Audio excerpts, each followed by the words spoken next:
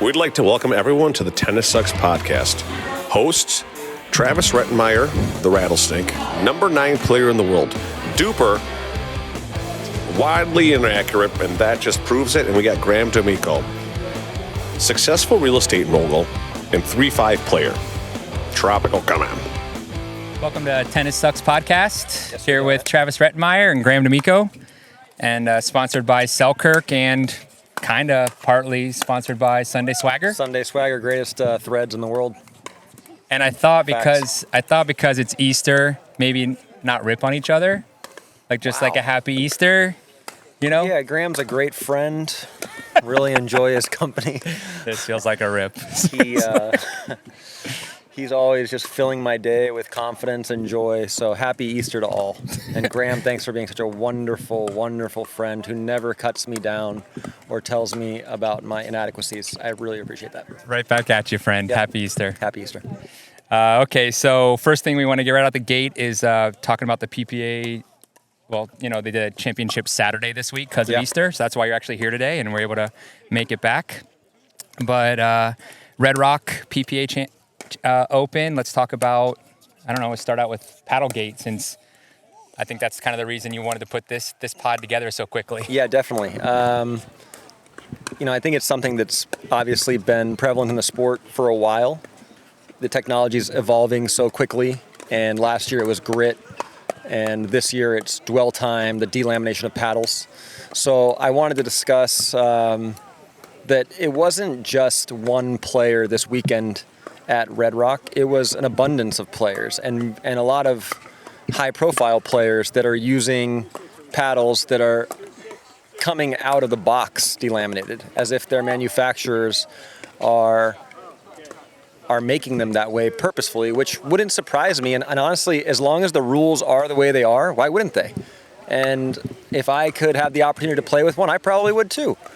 But I would say there was about 7 to 8 players that I saw this weekend that were using paddles that I had no doubt in my mind, by listening to the hollow sound and the way the ball was responding, that they were not paddles that I have certainly played with or have experienced playing with, because man, ball is coming off 20 miles an hour hotter. So real quick, because I don't want to harp on it too much, but I did play Tyson in a match where, it's uncertain whether his paddle had delaminated or if it was a different thermal form paddle altogether.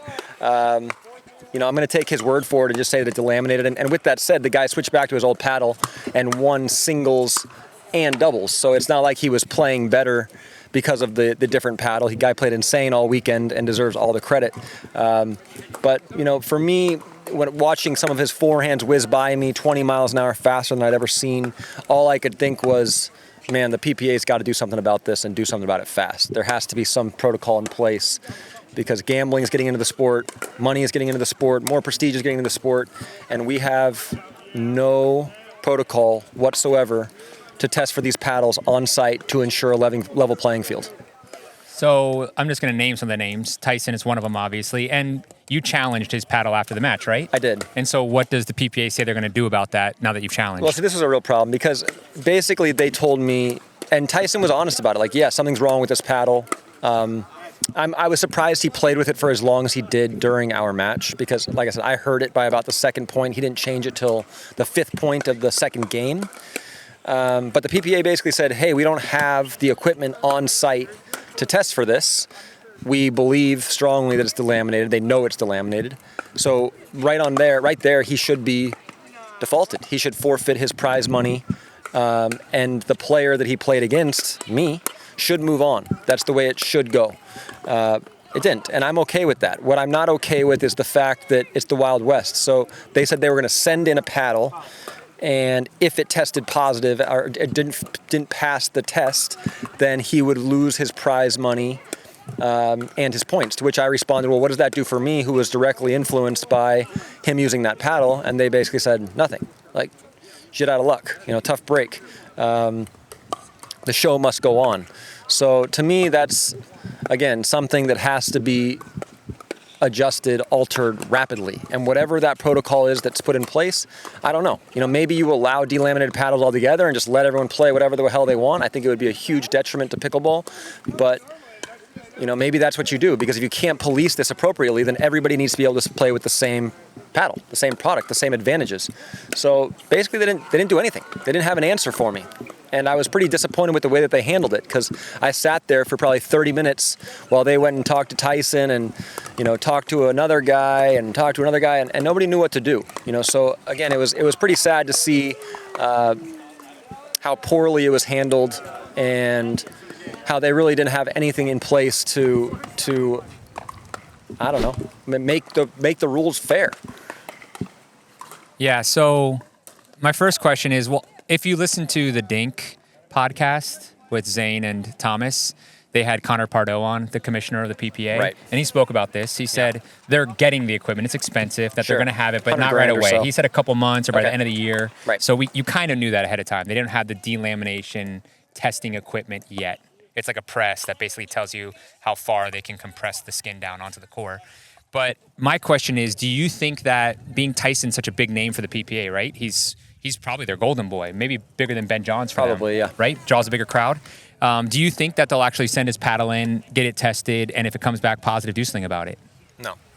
You Absolutely don't? Not, You think no. they'll send it in? No, and I've had numerous players reach out to me and say the same thing. Like, if it was me, not me in personal, but if it was me, that's, I'm getting forfeited that day, and the repercussions are substantial.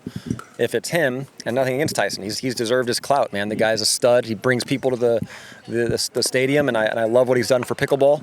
So I hope there's no double standard. Yeah, double standard in place. But I would be shocked if there was any recourse for him. I don't see it happening. And again, I think maybe if I had been more boisterous about it, but I tried to handle it in the most professional manner possible, calling out the facts without really making it about me, because I don't really care, again, too much about my individual result. I just think there has to be something in place. And like you said, Connor says that in a few months, they're going to have testing on site. But what the hell does that mean? What's the testing do? Is it really going to, and where's the line drawn? When does that happen? When do we know that this is delaminated, this is too fast? They have rules on it. Yeah, so it's they how have rules, much, but how will they be it enforced? compresses. Will they actually be enforced? Because it's the same thing with the grit, right? They say it can't be over the 40 point, but certain parts of a paddle test at 32. The next part of the paddle test at 7. They're getting and the new next equipment for that too. Good. Well, yeah, I mean, that's more accurate. Great. And takes well, into if that's the whole case paddle. and that happens, then the bottom line is, if I test a paddle, which was crazy to me, I told the ref, hey, I want to test that paddle. You can only test it after the match. Yeah. I was like, whoa, that's nuts. And a guy had a great analogy. He said, that's like saying somebody's using pine tar as a pitcher, and they're pitching the whole game, and you can only say, hey, go check him for the substance on his hands after the game. No, you check it right away. Yeah. And so, look, I hope they get this right. Like, I want them to get it right. The whole point of my little monologue, or whatever you want to call it, is that we get to a point where pickleball is fair, and every player plays with the same advantage or disadvantage. Not that you have somebody who can hit the ball 20 miles an hour faster. And again, 7, 8 players where I'm walking up, and this is the part that really blows my mind. People are doing this knowingly. Like, they're not stupid. It takes me 2 seconds. You could hear it watching hits. it on the stream. You could hear it. Yeah. I could, because you're playing the same paddle as Tyson, right? Yeah, you're both playing the same the paddle. 002. And if you listen to the first game, it's as if you're playing completely different paddles. 100%. And I actually call him out. I think at 2-1, I first say, what paddle is that? Because it doesn't sound like an 002. And then when he finally misses a ball at 6-1 or something, I'm like, hey, you had to miss one, man. It was crazy how big the ball was coming off and how much rotation he had. So yeah, but again, he's not the only guy, and he played better when he went to his other paddle for the remainder of the week. However, I do think if you play a delaminated paddle and you get used to it, there's no doubt, particularly in singles, it's an enormous advantage. But there were other players, high-profile players, names in the sport that are knowingly using these paddles and hitting the shit out of the ball, just crushing the ball. Forehands, like I said, 20 mph faster. If the ball is up around the shoulder, which has always made pickle so fun, likely you can get it back. I'm telling you, if this guy has that paddle and he's got a ball around the shoulder, you're not getting it back. If anything, you're turning around and protecting your eyes because the ball is going 100 instead of 70. So, yeah. So then, is there my knowledge is, I don't know that if you laminate a paddle that's not like a unibuy or thermoformed, that it makes much of a difference for the paddle. In fact, I think what it does is it actually makes the paddle softer the way it works. So more than likely, this is unibody paddles we're talking about for the most part. So then if his is delaminating, maybe it's not an 002. Maybe it's a unibody paddle that's painted to look like an 002. I'd be speculating. It's certainly possible. You know, his explanation to me, because look, Tyson and I have a good relationship. I walked up to him after, and I was like, "What are we going to do about that cheater paddle, buddy?" You know, he laughed and he said, "Look, man, years ago when they first came out with the 002, the first batch of them did delaminate, and they were very fast." Now, I wasn't playing pickleball then. I have no idea. I have no idea if that had the same response as what you're referencing, that a unibody does delaminating, which makes it much faster. I do not know if it's not a unibody, if it delaminates and makes it softer. I don't know that. Yeah, I don't know. So I can't say for sure that it's a different body shape than my 002.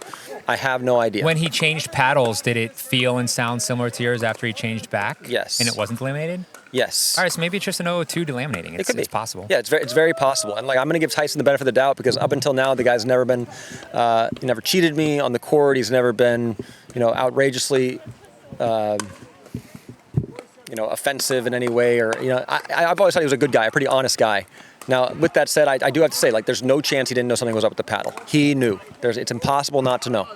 But I do think that he was trying to tell me the truth and telling me the most he could. So they don't sell that colorway, that white and gold colorway. Can you get that colorway? Can you play it? Is it available to you? I've never asked for it, but I would guess. Ask for it. We'll ask for it. We'll ask the Barnes brothers for it. Let me tell you what else. Is there an advantage to it being white? I heard a lot of complaints. I think there's a new white Ace, Pro Kenix Ace, Yeah. right? De La Rosa was using it. And it's white, and I know a lot of players complain about not being able to see the ball. For off sure. That. Is it tough to see off that? It is. I didn't really notice it as much, but the more I thought about it, I was like, I think there were some balls I didn't pick up quite as quickly.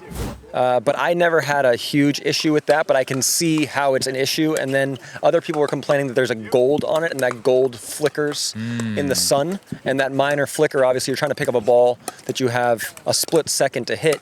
If that ball flickers, or you see a flicker of light, it just makes it harder to pick up. So I think they're putting rules in place. They're already in place, Right. which is crazy. Right, Yeah, and I think they're doing for shirts. I think the PPA is making efforts, and obviously this is a relatively new league. Everything just needs to come together. If they're going to go as quickly as they want to go with gambling, and it has to go fast, really fast. So let me talk about other players. So one is Salome Device playing question. Leia Jansen. Yes. You saw that match as well.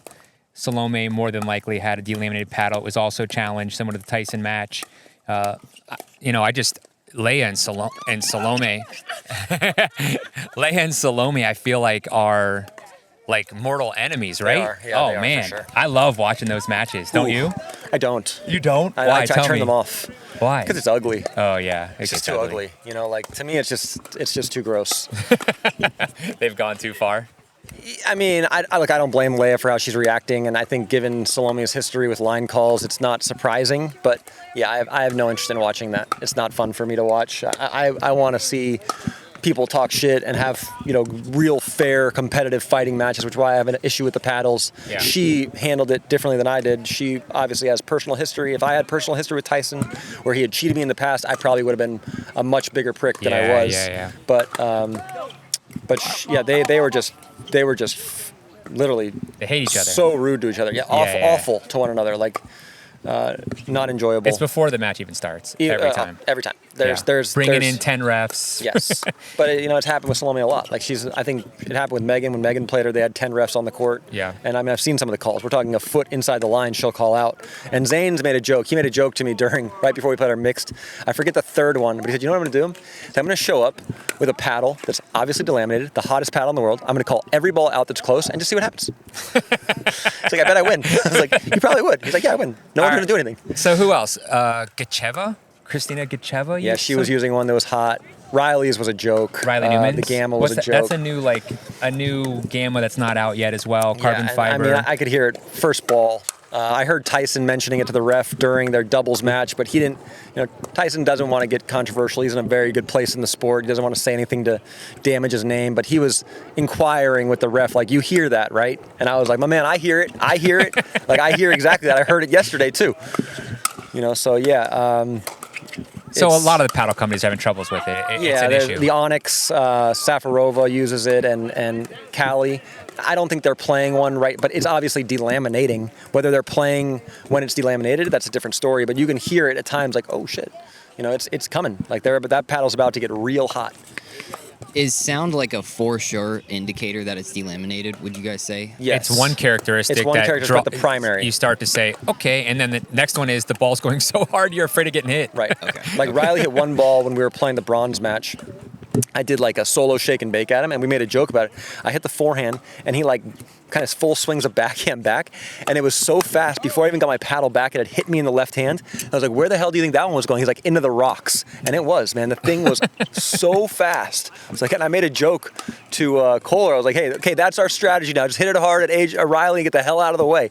Like, it's a joke, man. Like, I don't know what they're doing. You just see people's game change. Like, a great is Thomas Wilson or DJ Young. Thomas Wilson especially, like, his overhead put-away power just dramatically. He went from someone like, okay, I can get this ball back, to once, and even the commentators say it, if Thomas gets a ball above his shoulder, the point is over. Yeah, Julian will get out of the way.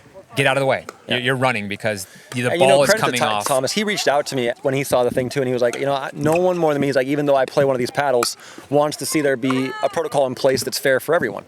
And I think he was honest about that. I think he does. As much as he enjoys playing with that paddle, I think we're all just, I shouldn't say all, but I think 95% of us are all just at a point where let's just make a clear guideline and stick to it, and hopefully that's in place very soon. All right, so just turning the page a little bit, let's just talk about Tyson's, I don't know if I'm going to call it a resurgence, but holy cow, did he come at the PPA Utah Red Rocks? Yeah, I mean, I think you call it a bit of a resurgence. One, he switched away from the power air back to the 002. I think that was a good switch, obviously. I still think I don't know what he's using. It still seems like it's, even if it is an 002, I think it's slightly different than mine. It looks a little thicker, but that's my guess. But yeah, man, I mean, he was just roping the ball, moving incredibly well. What I was really impressed with in the doubles was his defense and his attacks off the bounce. He was so solid when the ball was at a kind of a neutral or slightly disadvantaged position of just stepping back 1 foot and giving himself a little room, 2-3 resets, and right back into it. He played great defense, and when offense was available, he just looked in total control of his game all weekend. And with that said, like, fuck, Brendan Long, bro, out of nowhere. I mean, really not, because you made semis, I guess, a couple weeks back, and then won an APP. But you were great to watch. And MLP, he's on a heater right now. Oh, he's on a heater, but the guy's improvement is so substantial. He's, so Tyson and Brendan got a gold in doubles. Yes. It was a best of 5 match. It went to 5 games Best against match of the Colin year and by Deckel. far. It was a great match. And then right after that, Tyson goes for, to beat Pablo, Tellez. Tellez. I didn't watch the first game. You said he was down a lot, right? He was down, I think, 8-1 and 9-2, and ended up winning it the first game 11-9. Crazy. It was crazy. You thought it was over. I was like, all right, he's tired. His ankle's hurting him again, or whatever it is. It's hurting his foot. Plantar fasciitis. Yeah, plantar fasciitis, and this is over. And then all of a sudden came back, wins that, and you're like, all right, now it's over, but Tyson's going to win it. But 2 golds, and then Brendan Long winning the gold with him. That match was... And then from the circumstance, like, they were down 8-3 in that game. They won the first game real easy. Declan and Colin played terrible. And then Declan and Colin destroy them the next 2 games, and you're like, all right, it's been a great run for these two, but it's coming to an end.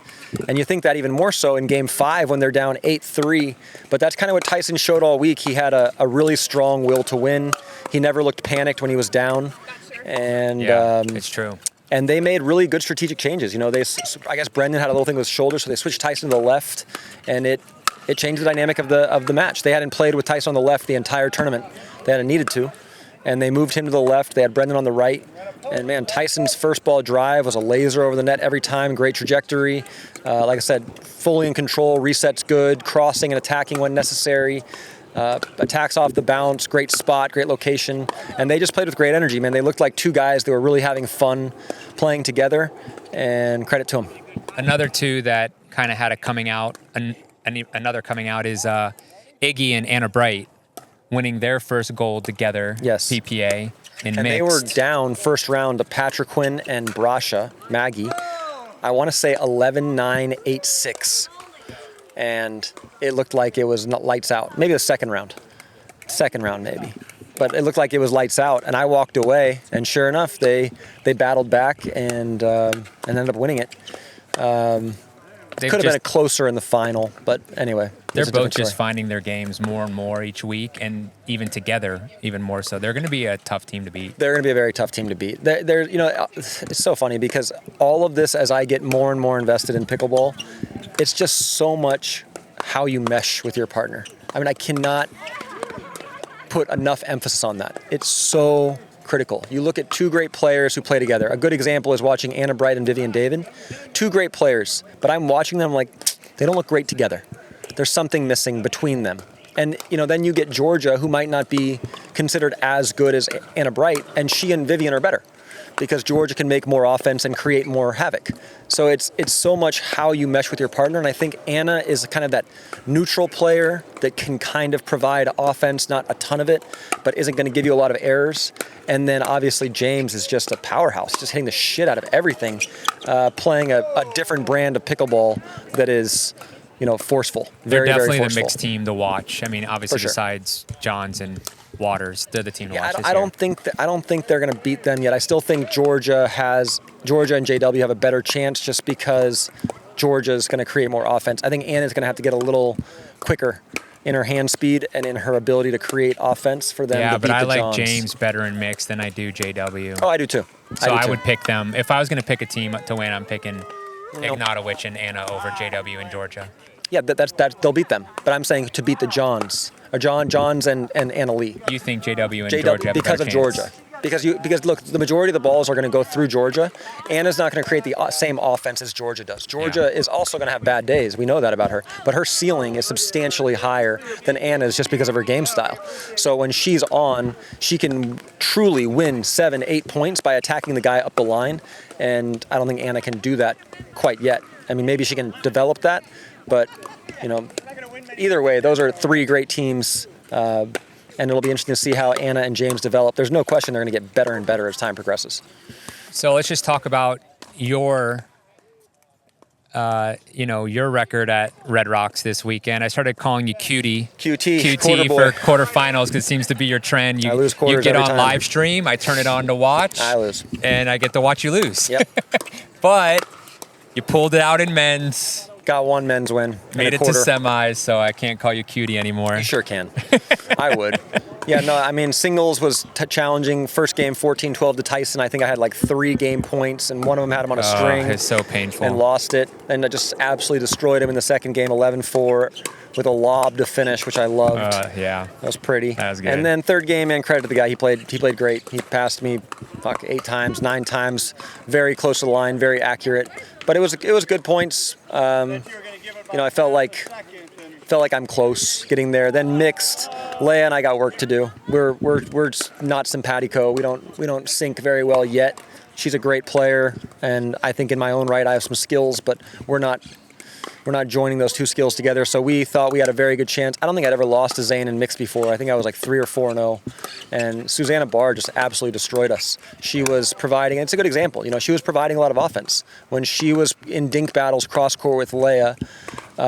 And this isn't a knock on Leia one bit, but Leia was staying in that cross-court rally where Susanna, who's much more high risk, she was going with a slide up the line at me, lobbing Leia, a bit more creative, and her ability to do that really kept us off balance. So when we lost to Zane and Susanna, I was pretty pissed, not going to lie. Didn't feel like a very good match. Yeah, it wasn't. Yeah, it was pretty shit. Graham said it basically clearly, like it looked like two singles players playing without anyone setting the other up or any planned plays in place, and that's certainly what it felt like. It felt like we didn't. Yeah, no point construction. No. And then when we did get into, drawn out rallies, we were not the victor. We were losing every time at the kitchen battle, at the kitchen line, and again, credit to Susanna, she played great, but we got to be a hell of a lot better. Got to figure out how we're going to complement one another, and that might take some time.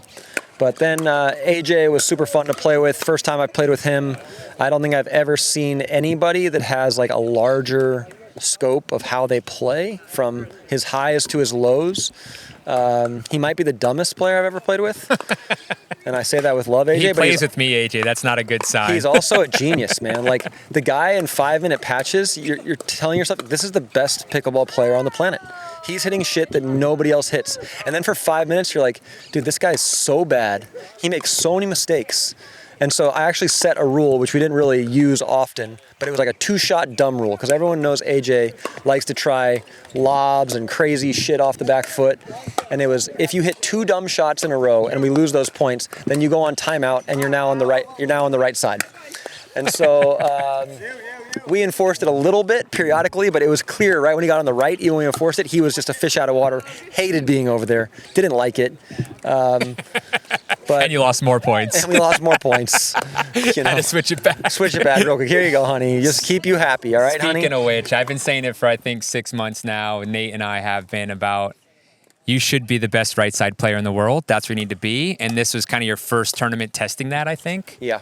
And I loved seeing you there, man. I thought you were dirty in that semifinal match. I thought you were really working Colin in the cross court. He was having trouble figuring out if you were going to hit your, real wide angle or if you're going to attack center. And I definitely felt like teams were avoiding you as a right side player, which you don't see very often, especially with someone as high caliber as AJ on the left side. And so it just gets me really excited about the future, because I think you're going to play a lot more right side with a lot of good left side players, and this is going to be good. And I felt like, genuinely felt like I'm like at a 3 out of 10 on what I can create from that side. A couple of guys, Pablo in particular, gave me a really nice comment. He said, you're unattackable on that side. Like, it's almost impossible. Because, hand speed's my best asset, and I was able to guard with the backhand. My backhand tends to be pretty strong. And then my backhand dink sucks. It's not a great shot. But on the right side, I can use the forehand kind of roller. And yeah, I think there's a lot of things that I can add. So if I'm at a 3 out of 10 now, if I give myself a few months, that was the first time I played the right in 6 months? Yeah. Even in practice? Yeah. So it was like, shit, if I just give myself a little time here, because I did feel sometimes a little awkward, especially AJ takes so much court at times. Too much, buddy.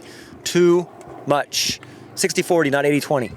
But all the power to him, all love. I'm excited about it too. I think it's a good spot for me. I think the skill set I have matches up well there, and we'll see what happens in time. All right. So on that note, what is your schedule coming up, and who are your partners? Really stoked about the next one. Newport Beach. I got Julian Andiamo Arnold. I can't wait. I can't wait either. I think that's going to be super fun. I might have to fly out for that one. Yeah, you should.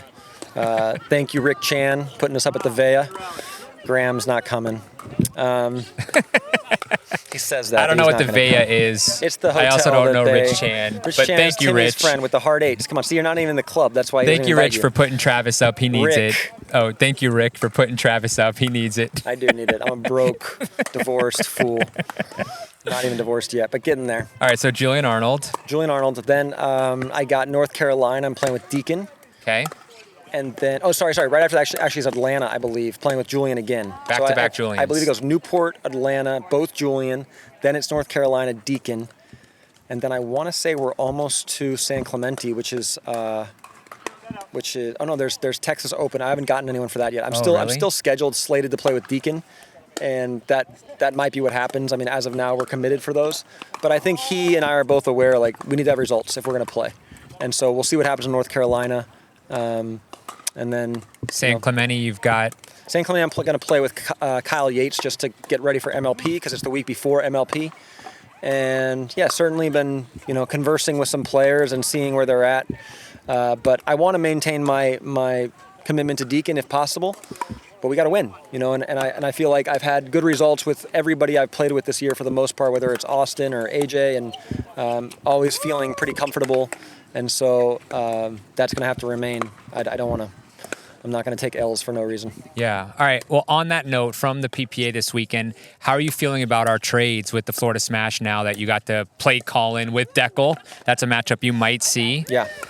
And seeing some of the players that we traded off, seeing Jesse also get to a final. I mean, we saw players that we basically traded away playing for gold medal matches all weekend. How do you feel? Yeah, no, I mean, I think it has nothing to do with that. And first of all, a small sample size. It's all about mesh. It's irrelevant, because this is the thing. If you put me and Colin together and we play, I don't make semis with Colin. He's sure shit doesn't make finals with me. I guess what I'm saying is they're obviously meshing.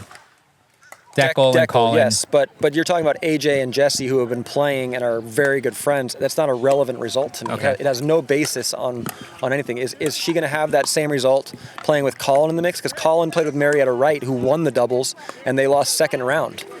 So what does that mean? None of it means anything to me. I think it's all irrelevant. It all matters who you play with, who you are comfortable with. Yes, Deckel and Colin, I think they are a good team. I honestly don't think they're a great team by any means. Very beatable. Colin does what Colin does. He was very steady, very solid. I thought he defended really well. Yeah. I thought Deckel played outrageously well in that particular match, much better than I'd seen him play. But I think there's a lot of openings in that matchup, and I'll attempt to exploit them a little better next time. I feel good about it because, look, at the end of the day, Georgia playing with Vivian was our primary objective, and we got that. And when those two are on fire together, which I sure hope they are, then we're going to feel good about it. Now, if they don't play well, which again is a small sample size, then for that particular moment, we made the wrong trade. But I had this conversation the other day. These are such small sample sizes. It's hard to say with certainty, we made the right move, we made the wrong move. If we had 33 matches over the course of a season, then you could see it very clearly. We made the right move. We made the wrong move. But these are small sample sizes. Again, last point. The finals was an hour and 40 minutes long. The average MLP match is 20 minutes, okay? 20 minutes. So if you had looked at it, the first 20 minutes of the match against Long and McGuffin, Deckel and Colin lost 11-1 or something, 11-2. So what, they're down 21-7? So again, small sample size. That's a good point. MLP is a different breed, man. It's a different animal. Yeah. You got to be hot early, and you got to play well. And whoever executes under pressure and plays well early will win. I think for that to happen, you need to feel comfortable and happy with your partner. That is more important than someone who grinded out 2 out of 3 normal scoring matches that are an hour plus long each time. It's a different game. Speaking of which, while you're out of town, 8 of us got together and did MLP style. We played 2 full matches. All 8 players, it went to 2 Dream Breakers, both of them, by the way. Right. So I had to play singles. But all 8 players said that is the most fun they've had playing pickleball. Sure. Everyone says it. So It's a blast. at home, if you've got 7 friends, grab them, go do a full MLP match together. I promise you will have more fun than you've ever had playing pickleball. No question. I mean, it creates excitement like nothing else the sport offers. And no matter, even if there's a discrepancy in the level of play, the scoring system balances it out. Yep. If you have a 4-0 with 7 4-5s, I promise you the 4-0 has just as much chance of winning on his team with all the other 7 4-5s. It just the way it works. I'm telling you, it works. No. They'll be close. It'll it won't be close, be blowouts. but don't say just as much. Sorry, it won't be blowouts. Okay, yes, it won't be blowouts. It'll be. And I see your point. The matches will be close. They'll be 21-19. Should be, yes. Yeah, for the most part. Yes. It's fun. It has to be again, fun. because they're 20-minute matches. They're, Like I said this. I looked at one of them, Colin and I's matches. I think there was a total of 12 minutes of play. The other 8 minutes was like chasing the ball, calling the score, waiting for the time. 12 minutes of play determined the match. You better be good early. You better be sharp early. That's what it comes down to. Okay, I want to speak on with Brendan Long just coming at it, just tearing it up lately. Right. He's a Challenger League player in MLP, right? He wasn't even in the first event. He is now, yes. Right. He wasn't even in a Crazy. Challenger team. Fucking then crazy. he got picked up for a Challenger team. Right. And then he got as a substitute for Premier and did great in Premier, right? Yes. But we have a rule with MLP that you can't trade between Premier and Challenger. You can only be an alternate. If you lose on the first day in Challenger, then you can be an alternate for Premier day 1. What are your thoughts on that? Do you think that we should be allowed to trade between Premier and Challenger? Because I feel like we're losing the ability to see talent like Brendan Long. You can't right now. You can't. Tell me your reasoning why. Well, it's not in reasoning, it's just a fact. Like, that's what I think you miss when you talk about this. It's a fact. The GMs picked their teams.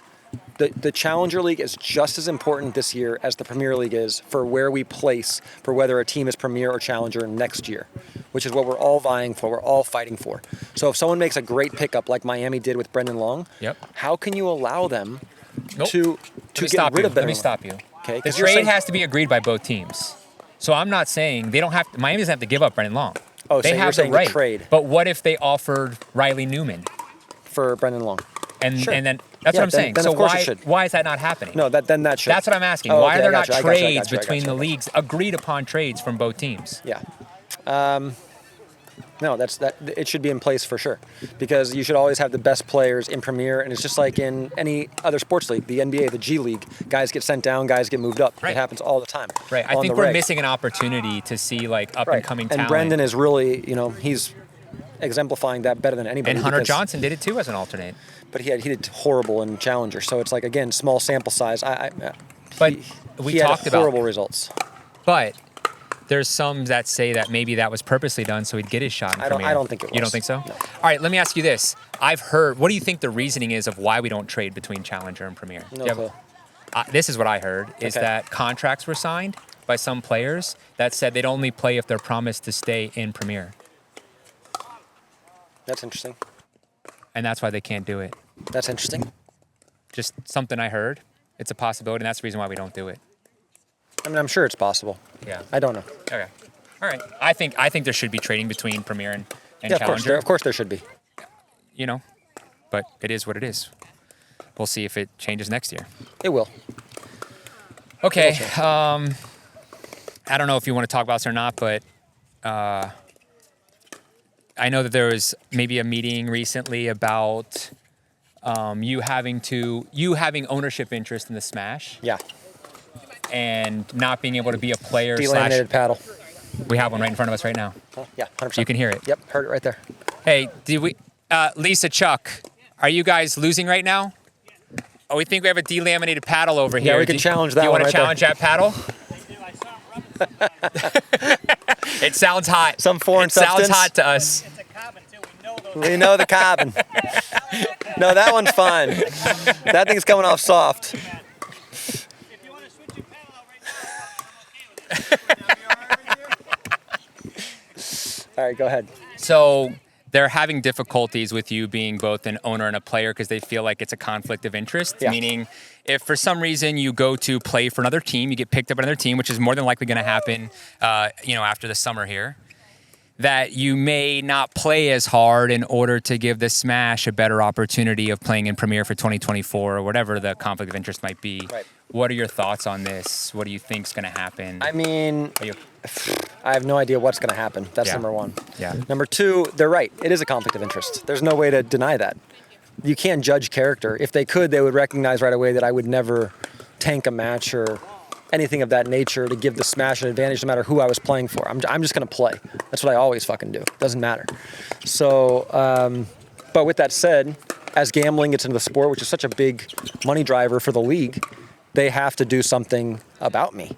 And what that is going to be, no idea. I know that in time they're going to provide some options, and it will be up to me to decide if I'm going to continue to play MLP. I think the only way that I maintain an ownership stake in the Florida Smash directly is if I elect to not play, which is possible.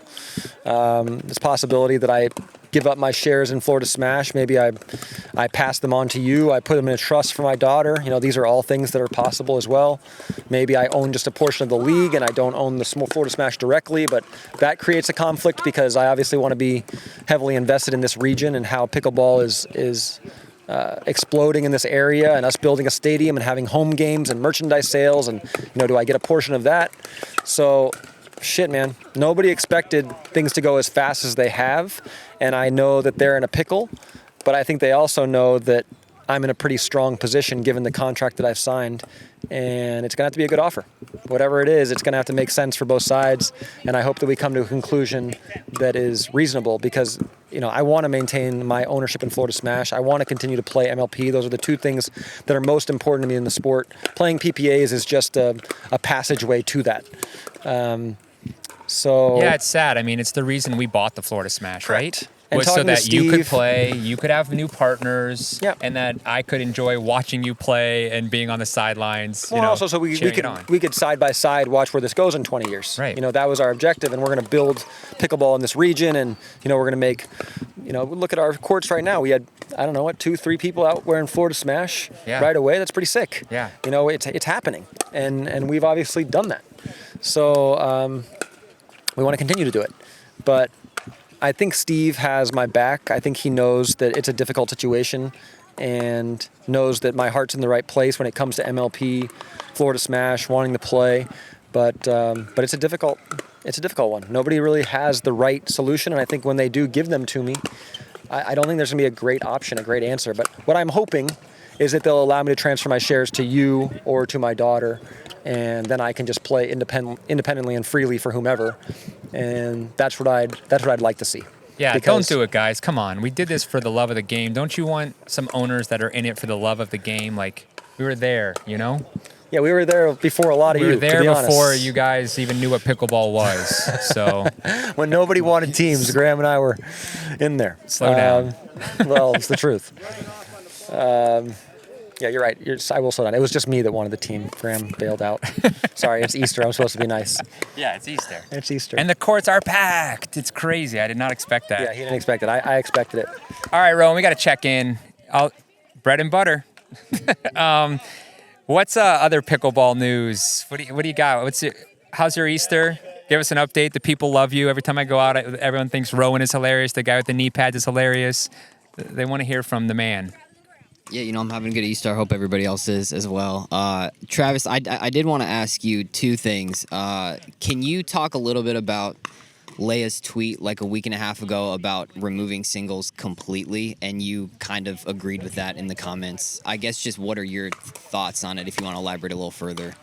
I don't know if I necessarily agreed with it. I just agreed with the fact that it's not that enjoyable to play, and I don't think it's a great viewing sport. What I did also comment on was someone stated that as better athletes get into the sport, the evolution of singles could be incredible. That's true. So I don't think you get rid of it. I just said for me personally, as a 40-year-old guy, I don't find it very fun. Watching even Ben Johns play Colin Schick, Colin Schick's a great shot maker. And I stated this, and I said, you watch great shots in singles, you don't watch great points. The average point is 3 balls long, pretty shitty point, kind of stupid. You play all day, very little money, very little prestige. Nobody seems to really care about it as much. So, yeah, I don't think it's a great game. I think, obviously when we come out here, every court is filled with doubles because doubles is fun. And the great points that you watch are in doubles. So again, there's the best points you'll see in pickleball are doubles. The best shots, or I shouldn't even say the best, but you see great shots in singles. As a player, no, it's not that fun to play. I don't enjoy the days of playing singles that much. They're long, arduous, and seemingly kind of pointless. But yeah, I think if you have maybe Carlos Alcaraz type players growing up playing pickle in 10 years, who the hell knows? Maybe the singles looks incredible. Maybe there's guys sliding around, roping passing shots. That might be pretty sick. So I don't think you get rid of it, but I see her point, which surprised me that it's her point because singles is her best event consistently. But, maybe she just doesn't want to do it anymore. Yeah, and my other question is there, so in a PPA event where Ben and Anna, Ben and Anna Lee aren't playing, do you feel like the vibe is just overall different? Like maybe players are playing a little bit harder because they feel like, they can actually win? Yeah. I don't necessarily know if people are playing harder. I think they definitely feel a sense of opportunity more than the other events. I certainly felt that playing with AJ, but I think he was also excited to play with me. I was excited to play with him. We felt like we could be a good team. But no question, when you see those two players out, the overall feel of the other players is, I got a shot here. I got a good chance. And they're right. You take those two players out of the equation, your odds, they step up substantially. So, yeah, there's definitely a different vibe. Yeah. Well, let's jump into why everybody wants to listen anyways, pickleball gossip. Yeah. Yeah, So I think it's time. One Go thing ahead, we got to Ben. at least mention really fast is, I don't know what they're calling it, peeing in the planter gate. Peeing in the planter gate. And the dink ties it into, which I thought was funny. Zane calls it the three-way. Which did not happen per what I'm told by a very reputable source. The three-way is not a real three-way. Did not take place. But it's funny as hell. And it's creating a good storyline. What did happen is some people got kicked out of a lady's house and some dude pissed in a planter while at the house after probably having some adult fun with a female pickleball player. And, they're consenting adults. They can do whatever the hell they want, just maybe not in her house at 3 a.m. loudly. And then when you need to relieve yourself, go outside and piss in her bushes. And if you want to hear more on it, other podcasts are talking about it a bunch, The Dink and What up, other man? guys. Doing good. Good. The one thing I want to comment about it is when I was watching you this weekend on the live stream at home, it's all the chat boards talked you about. kept sending it to It me. was non-stop. That's all anyone cared about. The second they were done talking about it, someone would come back on and say, what did I miss? Tell me about the peeing in the plant and the three-way. Just like, that's all people care about. The sensationalism of, pros doing obscene things in old ladies' houses. Sorry about the yawn. First of all, took a red eye in, so I'm a little gassed. But it's something that was only discussed with myself and one of the people that was told to be partaking, who he vehemently denied, no, did not happen. So I trust that fellow, and I know with rather solid certainty that he wouldn't BS me, because we've had some pretty explicit conversations and shared some foolish information, and I have no doubt that if it was true, he would have stated, yeah, it happened. Rowan, did you hear this story or no? Well, I'm ashamed to admit that I read that entire Facebook post from Donna. I mean, like, it's a short Donna, novel. that's her name. Thank you. Donna. They Donna's read the it. one, huh? They read the whole thing on the Dink too, or almost all of it. Yeah. Donna was pissed. It's insane. She was. Is that so? I Nice. wasn't aware. Is that a fairly common thing for players to go and stay at like People's a house? houses, Yeah. yes. Okay. So Huge they in offer tennis, up too. their home. Okay. Yeah, For tennis- PPA actually sets it up. Oh, they so the do? PPA, people will reach out to PPA and say, hey, I've got extra rooms near this tournament. And then the PPA will set up people who are interested in getting basically free housing. Yeah, so next year, for instance, if I play the one in Utah again, I met a woman named Jenny who had a pickleball court in her backyard and offered her casita for next year. So it's pretty common stuff. Oh, interesting. Okay. It's okay. a lot of the pros are making a lot of money. Yeah, And so they save some housing dough. and flights, it adds up. If you're spending $60,000, $80,000 a year to get these tournaments, you're only making $40,000 a year, you're going to take everything you can get. And that's one of them, housing from very generous people. And I think that's why the story is also big, and why Donna complained is like, they don't want to lose, that benefit because of maybe a handful of pros that are taking advantage of it or abusing it. Yeah. Yeah, you have to. I mean, I can say I've probably stayed in housing 30 times in my life in tennis events, and not once did I ever even consider that option. It was never in my mind. You know what? I'm just going to bring back a lady friend at 3 a.m. and we're just going to, let it fly here and wake up Donna. And, and just in case that wasn't enough, I'm going to go outside and piss in her garden. Nah, not in my repertoire. You probably didn't want to wake her up, so he went outside and was being a gentleman. Oh, he was being a gentleman, was he? Drains the snake in the garden. After, I, from what I know, it was pretty loud in that house. So I don't think he was very gentlemanly to begin with. All right, moving on. So another one is City Pickle in Central Park at Woolman Rink. Was that right? Did you send me the appropriate numbers? Was that correct? Like I quickly did the full? math. I quickly did the math in my head. So basically what they're charging is $30 an hour if you want to do like organized play, 6 people per court. So basically if you're a 4-0, you give them your duper and they take your duper. They put you with 5 other people that are around your same duper, and you pay $30 an hour for that. Whoa, There's just for the court. For the court. Fucking crazy. There's So it's 14. $180 You only a get court. 1 hour. Yep. And Good there's Lord. 14 courts. So if you do that out, that's $2,500 an hour. Holy shit. Yeah, man. That's some nice dough face, That's right? some nice bread. Hey, you hear that, Callan Dawson, bro? You're in Bobby Riggs Tennis Center now, Pickleball Center. I told you then, I'm telling you now, your rates are way too low. Boost that shit up, my man. So let's say they're doing a 10-hour day, and this is if they're filling up and it's nonstop. That's $25K a day. That ain't bad. That's not bad at all. It's a nice business move, City Pickle. Bravo. Yeah. And I've heard it's booked. Sharp. booked. Oh, I'm sure it's going to be booked solid. They Are you give kidding me? lessons. There's coaches giving lessons there, booked solid. Of course. There's so much disposable income in New York City. It's crazy. And who wouldn't want to join in on the fad? I mean, we have, our co-owner, Julio, who's not exactly a poor dude, playing on, park courts with not even real lines and is obsessed with it. I mean, don't think he's going to pay $30 an hour? He tried to book and was full. He couldn't. There you go. Right away, couldn't find Right away, you anything. can't get it. Yeah, So so it's going to be insane. You could probably triple the prices and still fill it up. You probably if I had could. to guess. And I would bet you in 6 months they will. For sure. It'll go 45, 60 real quick. All right. The other thing is the U.S. Open, which is coming up. Let's talk about that. U.S. Open. You don't know if. Do you know if PPA Gold card members can play in the U.S. Open? Are you allowed? Not allowed. PPA players not allowed to play U.S. Open. Wow. Interesting. So I think in response to that, maybe the U.S. Open sees themselves losing a little traction.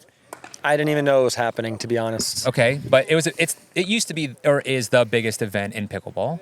Yeah. And I think they're maybe going to lose a little bit of that if they're not going to have Oh, any they're of going the to lose it entirely. So here's what they did. They got a bunch of investors, I think tech investors, which include DraftKings is one of the investors. Okay. Also the Franklin family, Franklin Pickleball. And they're doing something, they merged with Pickleball for America, and they're doing events at baseball parks. And the first two they're doing after the U.S. Open, and they're going to do U.S. Open type events, from what I understand, big tournaments inside the ballparks. The first two are going to be the end of this year at Fenway Park and Oracle Park in San Francisco. I still don't understand why I care. It's an amateur event. Who cares? Okay, it's not, and those pros too. Yeah, I understand, but there's pros. In the scope, All the pros of the PPA in the scope of professional pickleball, it has no weight anymore. It just doesn't. I just wanted, it's I new. think it's cool. It's cool. I'm not saying it's not cool. Okay. I'm just saying, you asked, does it lose traction?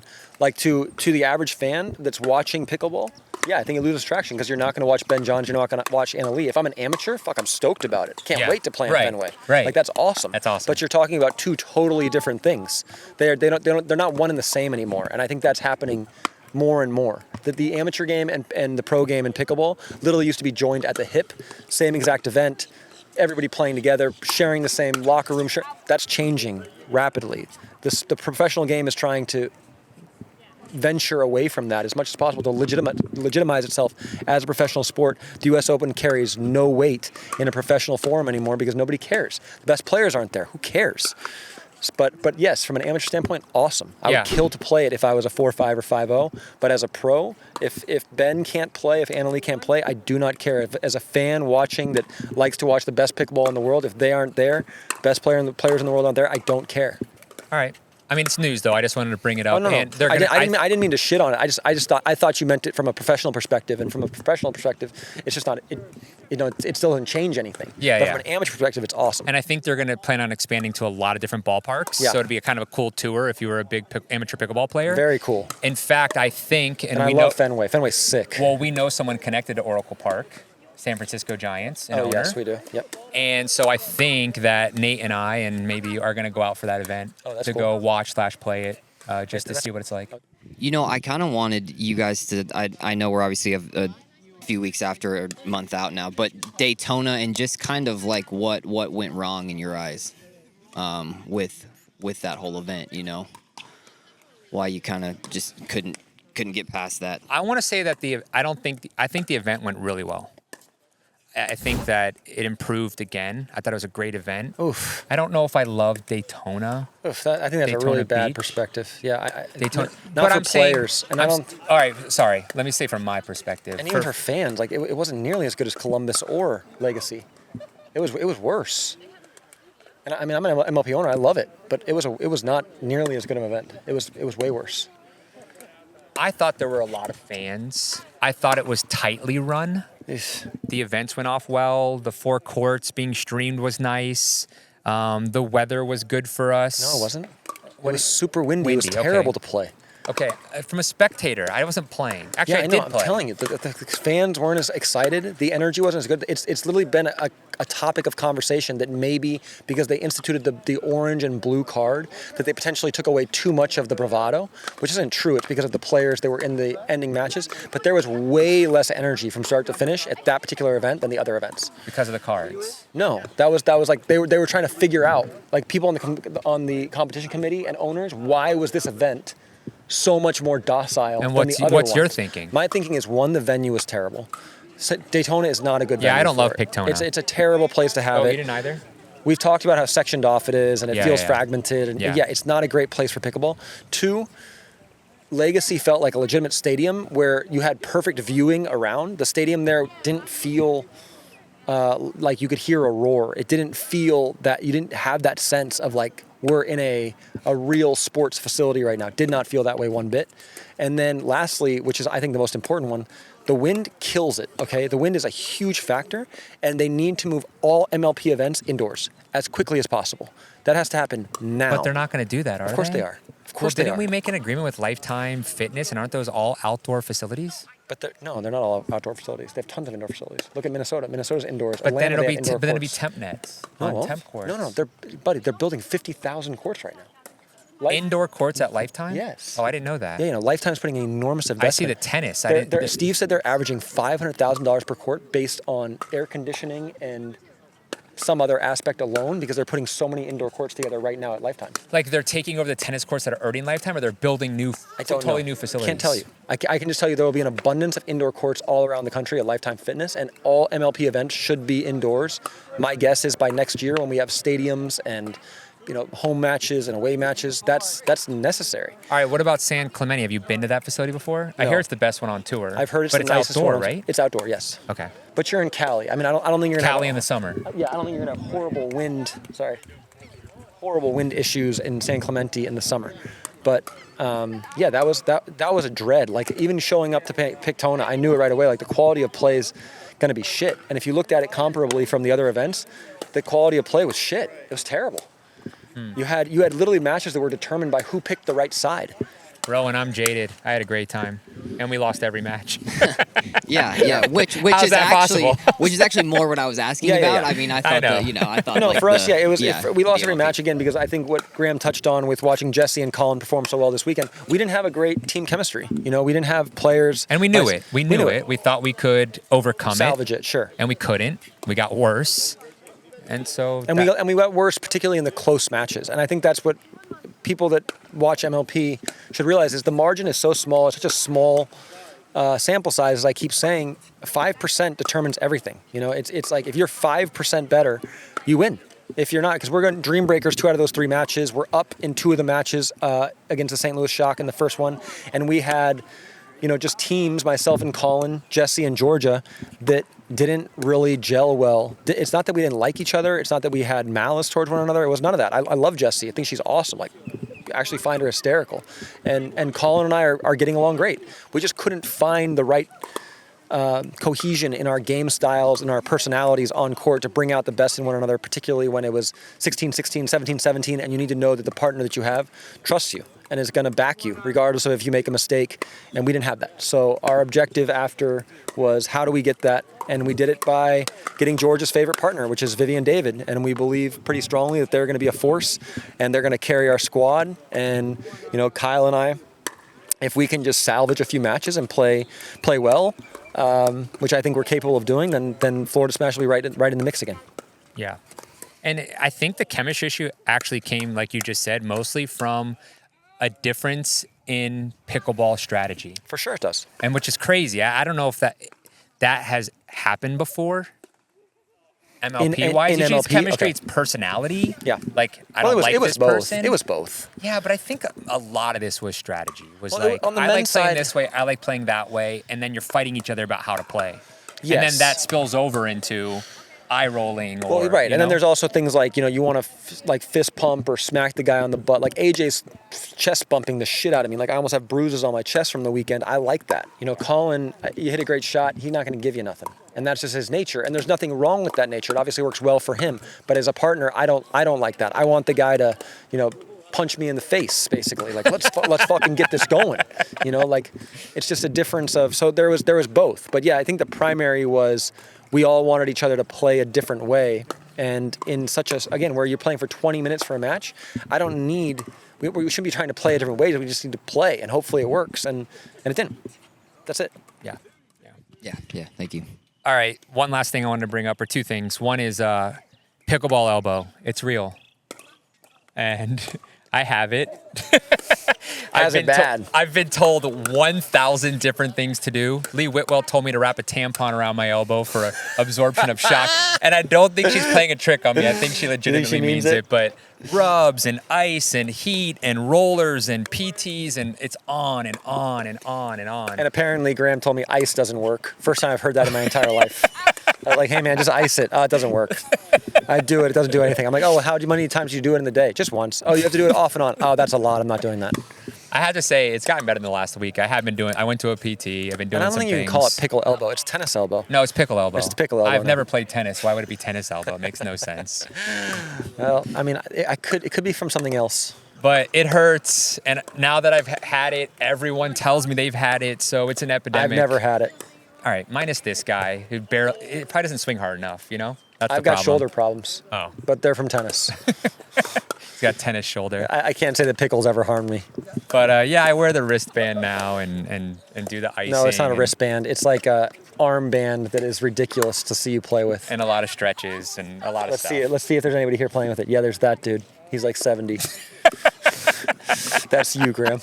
That guy looks pretty good. Let's see if there's anyone else. Nope, just that dude. All right. He's got it. He's got the pickle elbow. So he also is definitely single and so one of the masturbating a reasons ton. you think is because I don't lift weights and I'm out of shape and unathletic. So he's recently made me get some apparatuses. I don't think those things. I'm certain of them. I finally agreed with him because I saw myself playing singles, recorded singles, and I was thought, so happy that you had that view. what is that monster slouched over trying to play pickleball? And so I got some apparatuses, Rowan, to improve my athleticism. One of them, I saw wide too. One of them you might know are the Jump Soles or the Jumpman 99s. They're shoes that have pads on the toes. I've got those coming I'm pretty pumped about. And the other one, which you saw when I walked in, is there's a belt that attaches. No one's ever stood up straighter than Graham playing pickleball ever. And then he always asks me, like, why can't I move? Because you literally are standing up straight, flat-footed on your heels. That's not how you move. Well, what do you mean? And this particular contraption assists you in getting your butt out and your knees bent. And he did it for about 15 seconds, just moving around. Right away, my quads are hurting. Is it supposed to feel like this? It's like a belt that attaches these like bungee cords down to your ankles. We'll be posting a video of how absurd this movement is. But so it puts you into like an athletic position while you play. No, it's not an athletic position. It's the athletic position. While you play pickleball. It's not in parentheses. It's athletic. That's the position you're supposed to be in every single sport on the planet. Hey, bronze medal, PPA 5.0, 19 plus. Special Olympics division. And your partner carried you. All right. And Beanie E, how do you not beat this guy? And so to transition that, I want to say is since James Ignatowicz, Iggy is now offering at-home teaching, instructing, so are we. Oh yeah, we're offering it too. At a steep discount. We're doing it for free. Iggy, you hear that? And I guarantee we are better at analyzing your game than James Ignatowicz. By we, he means me, and Graham I'll will sit. Start it. Graham will sit in the background and he'll shake his head and go, "Yep, That's what I was gonna say." We've done clinics together. I promise you, more people comment about my teaching over Travis's. So at the end of the day, I believe they comment more because Graham talks so much. Here we go. I mean, like if you want to come to a clinic and actually hit balls, then I would suggest coming to one of mine. If you want to sit there and listen to some moron speak, if you want to pay Travis to eat a sandwich on the sideline while you hit balls back and forth at $300 an hour, go to Travis. If you want to actually get some instruction, I'm also instructing people on how to be better. You don't get instructing. It's not how it works. Please, if you're gonna be a teacher, you're gonna have to use the appropriate verbiage. Thanks. We'll leave it to the fans. For all right? a third of the price. Send in your videos, okay? DM Fourth us. of the price. tennissuckspod @gmail.com. Send in your videos, questions, and we'll get Trav and Graham doing a little coaching. We'll both look at it, and then we'll take a poll afterwards, and we'll see. Okay. Yeah, that sounds good. We'll take a poll. Well, they're going to say him because he's the pro, but I think we'll do it together. I'll analyze because I'm more likely the one that's going to spend time on it. That's not fair. Then he'll proofread it, make a small change, and then say it was his idea. I do tend to regurgitate ideas as my own. Yeah, so exactly. So we'll give you some good instructing. Send us your videos. Go to our YouTube channel. That won't happen in this, though. I assure you. The ideas will be entirely from my brain because if you watch him play for 5 minutes, you don't want any of that. 5-0, 19 plus medalist. Special PPA. division. Mark that down. Special. Never division. forget. War is a medal to practice. All the right, next day. yeah. So Tennis Pod, go to our Instagram, go to our YouTube, and submit something. Submit some videos, some questions, and we're gonna fix you right away. Okay. All right. Yeah, I think that does it. Thanks, Rowan. Thanks for coming Thanks, on guys. Easter. Yep. Trav. Rowan, thank you so much for coming on Easter. Appreciate and that. thank you, Selkirk. Thank you, Sunday Swagger. Thank you, Selkirk. Appreciate it. Sunday Swagger. Tennis sucks. Nobody's playing. Pickle court's full as usual. Parents, don't put your kid in tennis. It ruins lives. Pickleball, the way to be.